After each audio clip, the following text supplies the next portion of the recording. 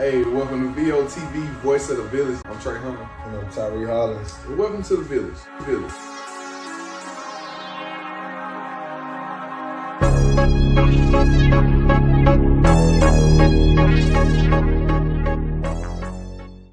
Yo, we back. VOTV, Voice of the Village podcast. It's episode 2, man. We here again, like we never left before. Just to give a quick recaps on, our episode 1.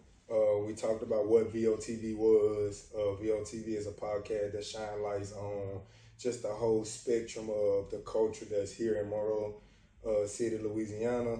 Also, too, we talked about, VOTV is sponsored by Free Me Association. Free Me Association is accredited 501c3 that gears into youth and community development. We talked about, the programs that fall under Free Me Association, which is one of our biggest programs is Monroe City Academy League, which is a youth sporting league in the area that caters to the youth for ages 5 all the way up to 14 in some sports. But yeah, man, we do every sport in literally, when you talk about baseball, you talk about basketball, football, summer soccer, we have cheer and we have dance as well too. But just giving that whole spectrum of MCAL because it's one of the biggest programs that we have. So Troy, with MCAL being one of Free Me's biggest avenues or biggest programs, I want you to get the views and the fans your intake on what it takes to just run MCAL, to make MCAL, to give MCAL the best product there is. When you talk about game day operations and different things like that, what it takes to kind of maneuver in that sense to put on the whole MCAL league. Okay, that's a bit. So, coming up on football, we'll be in year 3 of MCAL sports. So first and foremost, it takes a good team. For sure. So, a lot of people may see us a lot or hear about us a lot, but it's definitely not us. You know what I'm saying? For sure. It's a conglomerate of the village. As far as our board members, we have 9 board members that are heavily active in everything that we do, every program that Free Me has. But they also have a huge role in MCAL, being that it's one of our bigger programs. Bigger being that we have the most participants in it. We outstretch to a lot of different parts of the area, meaning we got to deal with basically different teams, different organizations that's all under us. You know what I'm saying? So as far as us finding coaches, being able to have those organizations or those community centers up and running with a staff of men or women in regarding the sport or whatever that got that mindset that or believe in the vision that, that we as a group have. You know what I'm saying? So basically, you saying as the commissioner of MCAL to be able to put on MCAL, first and foremost, we have to be able to do registrations. Right. So we have to register the youth in. Right. We have to find coaches. So not as necessary that when we find coaches, we have to put on coaches workshops to give out the system on what we expect out of what is our goal of the season? We're a developmental league, so we've ourselves been to different clinics and workshops, whether virtual or driving, where it gives us those tools of things guidelines that we can give to our coaches or basically teach. And man, I ain't gonna lie, that's one of the hardest things in youth sports, bro, is finding coaches. Is having finding good people, period. I think, me personally, we have this vision, and we have this vision on what we think that, how the kids could benefit when you're talking about a developmental approach. Yeah. And with that itself, with MCAL not being around so long and with, you know, the city not having youth sports as for as long as it didn't have it. You know, it was more so of cultivation of a new thing. Right, so now we teaching coaches how to, you know, not necessarily how to coach, but we teaching coaches the system of the development of running an organization. Yeah, the registration process, which, you know, sometimes we get a hit on, you know, with it being in the inner city. Why is it a fee to it? But the reality of it, like we spoke on the last episode, it's the cheapest fee in the nation. In the country. I mean, last year we charged $25 a kid. Like, let's tell the people more so what $25 don't even attack 3% of our budget. Right. You know, when you're talking about to actually put on just football itself, you're talking about equipment that's over $300-400. Helmets is $200. Shoulder pads is another. Kid. Yeah, each kid. And then we're talking about uniforms, and I mean, the reality of it, you look at our uniforms, I think we got the best uniforms in the state. You know, so to be able to even buy those uniforms, you know, you're looking at a $25 fee. So when you look at us as an operating league, there's a lot that goes on the back end for us to even try to put this on. So, yeah, we deal with the registration process. We deal with the cultivating of the referees, officials.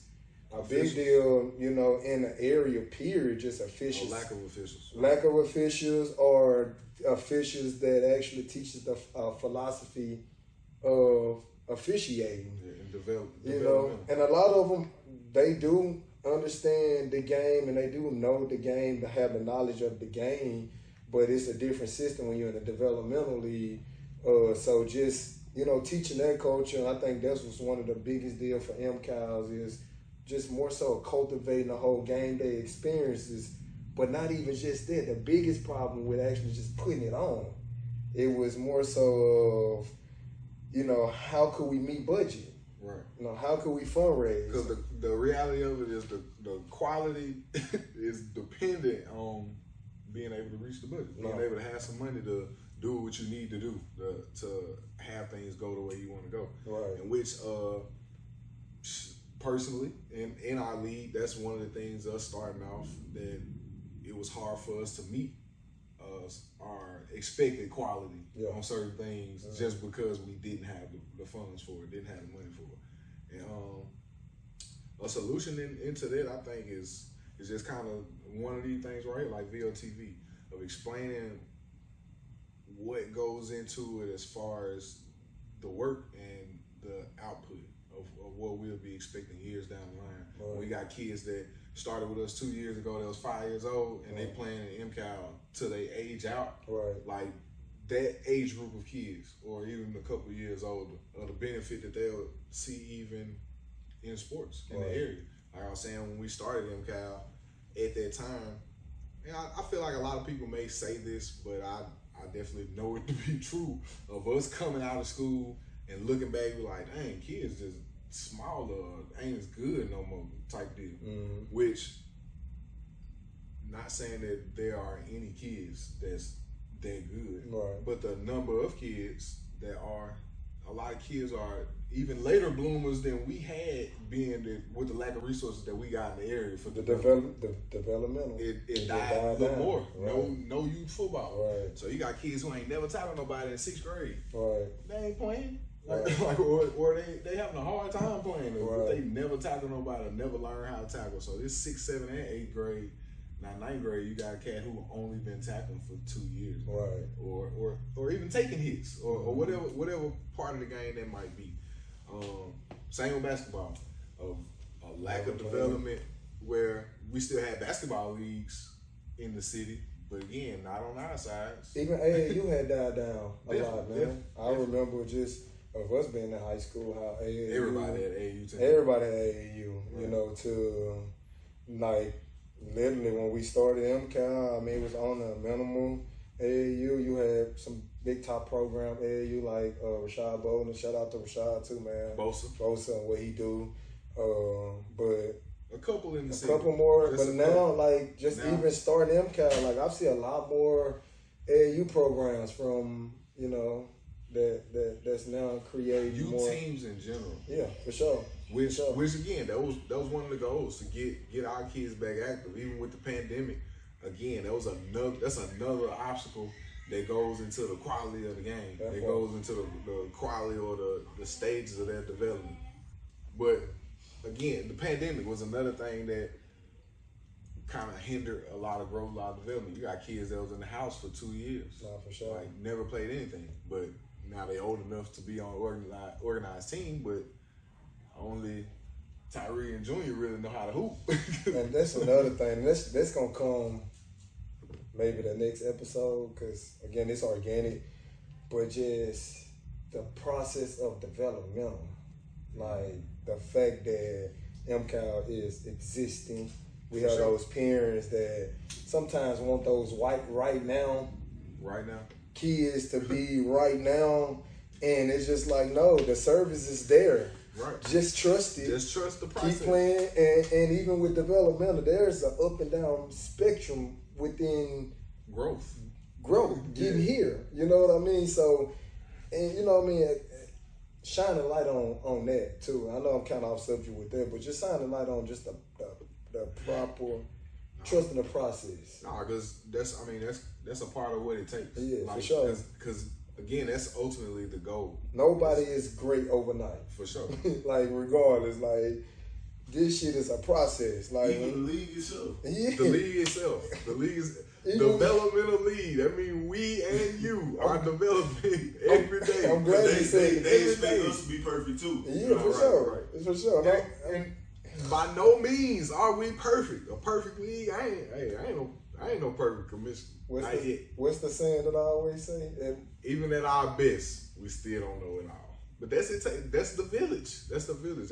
There's no way for us to grow if we can't hold each other accountable and be accountable by ourselves, for sure. And build, man. So, yeah, man, that's, So with referees, with officials, hey, as much as we get about officials, when we had this official clinic and meeting, y'all better be there. No, for sure. For sure. Be there. So to help us where we don't have those same problems, where all of our coaches attend the meetings and get into this thing earlier. We starting everything with registration earlier this year, so we can avoid some of those same problems and bumps in the road that we go through, or that we've went through the first 2 years in football, for sure. But hey, we're gonna grow together when we together. No, for sure. We only gonna grow together when we together. For real. So, just even with that, man, trust the process. We did a survey out after football season to kind of get everybody intake on how we can grow together as a league. And we did receive some of those concerns. And like Trey said, officiating, first and foremost, is our biggest deal, is what we're going to deal with.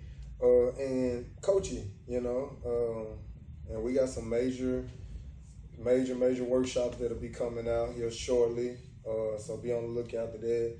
Also, too, man, we talk about this, it takes a village and us growing together. The reality of it, we talked about $25 registration fee. $35 now, registration fee. And we talking about a league that's worth over $150. Again, we have some other strategic ways on how we want to raise funds. One in particular is the Garden of the Village membership deal at $25 a month. That's $300 a year, and put it right there. That helps us to be sustainable, for sure.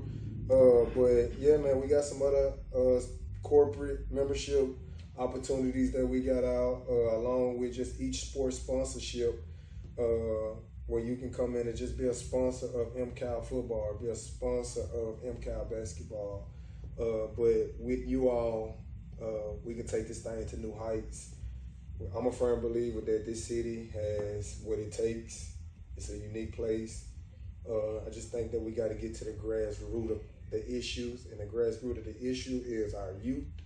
And if we can continue to support them and deter them to a way of believing, a way of accepting, and a way of understanding that they can be more and they can be bigger than their environment, then we'll be on to a great start. But again, Trey, Tyree, Elijah, anybody else that serves with us, it's not the only solution to this problem. It takes you. It takes you. You looking at this, if you watching this, it takes you to be a part of this village, man. Not for real, man. Even as far as to grow in every way. So we talk about meeting the budgets and other people or businesses believing in that vision. That doesn't always mean money. Not at all. Doesn't always mean money. You yourself doesn't always have to be the one to donate money out of your pocket. It's tons of ways to be able to help us. Volunteering, man. Again, if you believe in our village, it's a lot of different ways. A lot of different opportunities since Sports MCAL. First and foremost, just want to say thank y'all. Appreciate you for joining in with us. Please be sure to like, share, subscribe. Also, too, you can follow us on Instagram at VOTV318. That's our Instagram. But yeah, like, share, comment, give us some suggestions. Hey, hold on. I'm back here again. Support MCAL merchandise, the fan gear we got. Right now, I'm walking the Academy Bobcats. You did. Along with the Academy Bobcats hat. And, hey, support your fans. Support your team. We here. We got everything you need. What you got? We got Bulldogs. We got Tigers. We got Leopards. And the Wildcats. You did.